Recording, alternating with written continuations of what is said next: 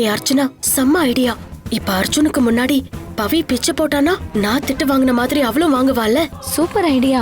எதுக்கு அவ அண்ணா கிட்ட திட்டு வாங்கணும்? நீயே அண்ணா முன்னாடி அவளை இதுக்காக திட்டி நல்ல பேர் வாங்கிக்கோ. இது அதை விட செம்ம ஐடியாவா இருக்கே. அர்ச்சனா, பிச்சைக்காரங்கெல்லாம் இருக்காங்க, உன்கிட்ட சேஞ்ச் இருக்கா? இல்லையே டிடி, என்கிட்ட ஃபுல்லா 500 தான் இருக்கு. என்கிட்ட இருக்கு. ஏய் பவி, உனக்கு அறிவு இல்லையா? இப்ப எதுக்கு இவங்களுக்கெல்லாம் காசு கொடுக்கற? ஏன் டிடி கஷ்டப்படுறாங்க, இவங்களுக்கு கொடுக்கறதுல என்ன தப்பு இருக்கு? தப்புதான். உன்ன மாதிரி ஆளுங்கெல்லாம் இப்படி காசு கொடுக்கறதுனாலதான் இந்தியால பாவர்ட்டி ரேட் குறையாம இருக்கு.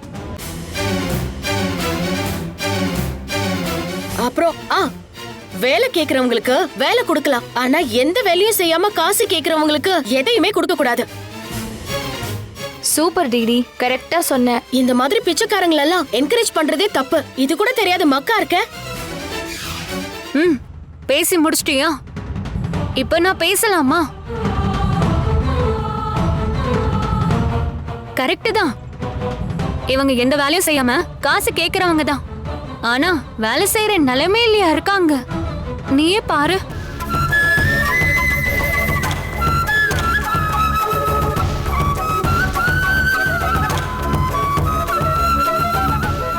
இந்த உலகத்துல யாருமே அவங்க தன்மானத்தை விட்டு கொடுக்கவே மாட்டாங்க.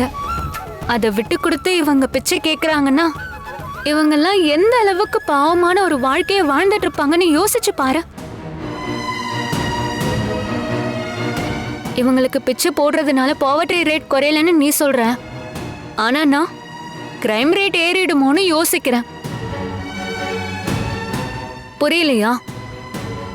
பணத்துக்காக தப்பு பண்றவங்களை விட பசிக்காக தப்பு பண்றவங்க தான் ரொம்ப அதிகம்.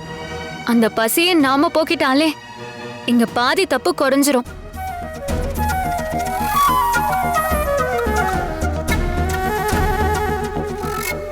எல்லாத்துக்கும் மேல இவங்களுக்கு நாம செய்யற உதவி ஒண்ணும் இவங்க வாழ்க்கைய மொத்தமா மாத்த போறது இல்ல.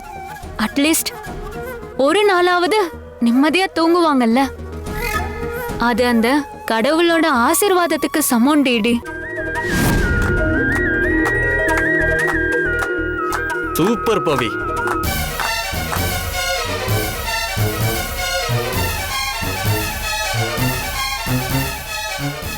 என்ன மாம்ஸ், நான் இவங்களுக்கு பிச்சை போட்டப்ப என்ன திட்டின, இப்ப இவ்வளவு சூப்பர்னு சொல்ற?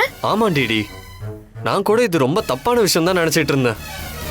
ஆனா பவி சொல்றதெல்லாம் பாக்குறப்போ நான் தான் தப்பா நினைச்சிட்டு இருந்திருக்கேன் போல. நான் ஒரு ஆங்கிள் இருந்து பாத்திருந்தா அவ வேற ஒரு ஆங்கிள் இருந்து பாத்திருக்கா. அதுவும் கரெக்டா பாத்திருக்கா. வெரி குட் பவி. இனிமே நானும் இதை ஃபாலோ பண்றேன்.